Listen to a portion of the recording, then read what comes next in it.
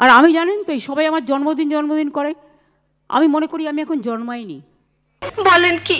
অনেকে আমাকে happy birthday বলে, কিন্তু দিনটা আমার কাছে মোটেই পছন্দকর নয়। কেন? জন্ম হবে সেদিন, যেদিন এই পৃথিবী থেকে বিদায় নেবো সেদিন। বলেন কি?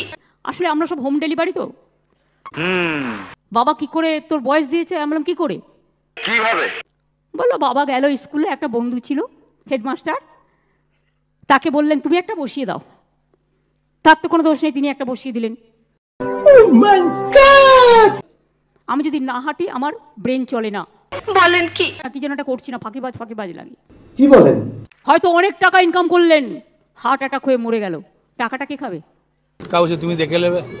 সমাপনীটা কিন্তু ভুল নয়, এটা একটা নতুন ওয়ার্ড, বাট যেহেতু নতুন ওয়ার্ড সঙ্গে সঙ্গে আমার কানে এটা এসছে। যেমন আমি বললাম শুভনন্দন, অভিনন্দনের জায়গায়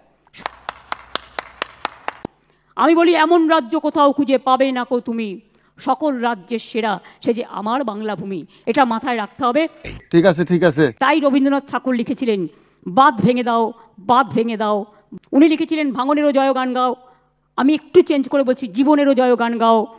রবীন্দ্রনাথ হয়ে ওঠার এই যে চেষ্টা, রাজনীতি পেরিয়ে, সমাজ পেরিয়ে, দর্শন পেরিয়ে, সময় পেরিয়ে, এই যে একজন কবি সাহিত্যের কাজ কি দিদি, কবি কিছু মনে করে না, হ্যাঁ কবি সাহিত্যের কাজ নিয়ে বলছি, সিএম এর কাজ অন্য, কবি সাহিত্যের কাজ অন্য, সেটা আমরা জানি। এখন মিলেমিশে গেলে কী কাজ হয়, এরকম একটা কাজ হয়। সেটা কবিতা দিয়ে কবিতাকে খুন করে জনগণকে শুয়ে দাও। জনগণ কোটি কোটি বাঙালি সব শুয়ে আছে, দিদি চিত হয়ে শুয়েছে, উপর হয়ে কী করে শুয়েছেন? এই যে রবীন্দ্রনাথের কবিতা আমরা সবাই পড়েছি, কিন্তু রবীন্দ্রনাথ হওয়ার চেষ্টাটা কিন্তু একঘর। এই যে কবিতা বিতান, গীতবিতানের পরে, তারপর কথাঞ্জলি, গীতাঞ্জলির পরে